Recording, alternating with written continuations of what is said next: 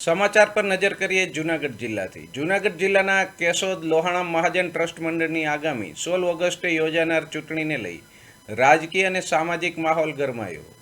ચૂંટણી માટે એકતા પેનલના તમામ 11 ઉમેદવારોએ આજે બહોળા જનસમર્થન વચ્ચે ઉમેદવારી ફોર્મ ભર્યા.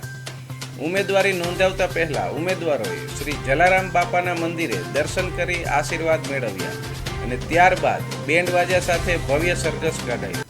પેનલે સમાજમાં એકતા, વિકાસ અને સર્વાંગી પ્રગતિ માટે કાર્ય કરવાનો સંકલ્પ વ્યક્ત કર્યો તેમજ તમામ રઘુવંશી મતદારોને 16 ઓગસ્ટે વધુમાં વધુ સંખ્યામાં મતદાન કરવા અપીલ કરી.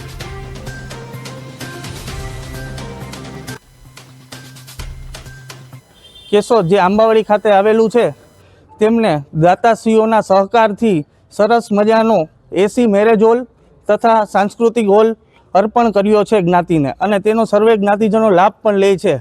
અને મને જણાવતા ખૂબ જ આનંદ થાય છે કે જ્યારે દાતાઓને જાણ થઈ કે શ્રી શાંતિભાઈ પોપટ એકતા પેનલનું સંગઠન કરી રહ્યા છે લોહાણા મહાજનની ટ્રસ્ટ મંડળની નવી ચૂંટણી માટે, ત્યારે દાતાશ્રીઓએ પણ તેમને શુભકામનાઓ પાઠવી અને વહેલી તકે તેમને સહયોગ આપવા માટે નવા બિલ્ડિંગ માટે તેમને અભિનંદન પાઠવ્યા.